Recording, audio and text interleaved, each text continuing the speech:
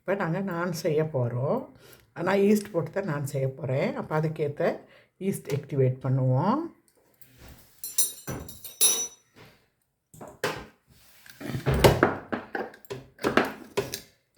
ஒரு 2 teaspoon sugar போட்டுக்கிட்டாச்சு.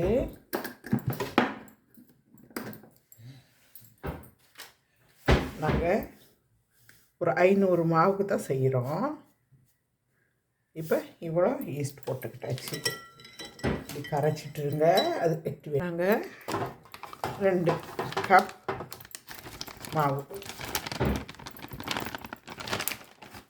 எடுத்துக்கிறோம்.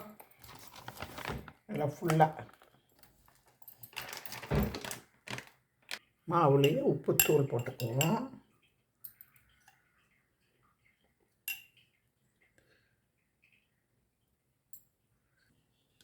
இப்போ தயிர் போட்டுக்கிடுவோம்.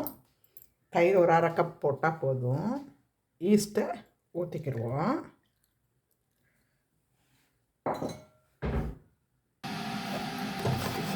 இப்படி பிணைவோம். பத்தாட்டி கொஞ்சம் சுடு தண்ணி ஊற்றியே பிணைங்க.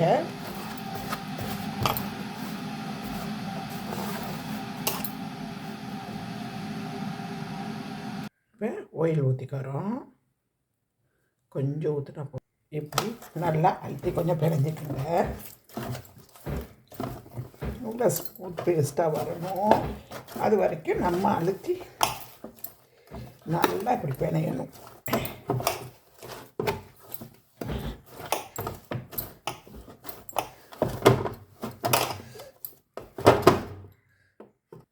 இப்போ பாருங்கள், ஸ்மூத் பேஸ்ட்டாக வந்துடுச்சு.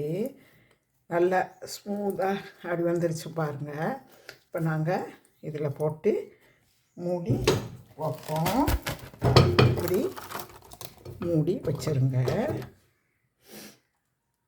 அப்படியே ஒரு 45 நிமிஷம் இருந்தால் போதும். அது ரைஸ் ஆகிடும். அப்புறம் நம்ம சுடுவோம். இப்போ நாங்கள் நான் ரொட்டி சுட போகிறோம். இப்போ இது கொஞ்சம் நாங்கள் தண்ணி தெளிச்சுக்கிடுவோம்.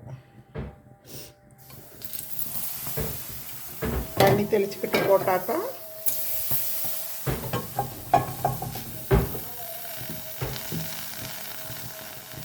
இதோட இப்படி ஒட்டிக்கிட்டு இருக்கும்.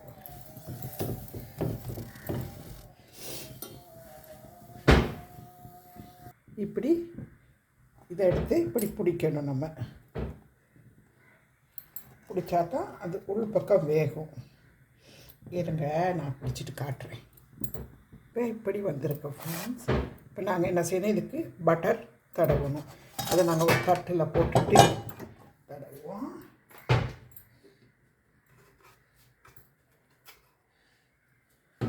இப்படி கொஞ்சம் பட்டர் தடவுறோம். இப்போ சப்ஸ்கிரைப் பண்ணுங்கள், லைக் பண்ணுங்கள், ஷேர் பண்ணுங்கள். இப்போ நம்ம நான் ரொட்டி செஞ்சிட்டோம். அந்த மாவு இப்படி தான் இருந்தது. இதை நான் அதில் எடுத்து தான் செஞ்சேன் கொஞ்சம். அப்போ நீங்கள் இனி பண்ணலாம். இப்படி ஊதி வந்தால் இதுவே போதும்.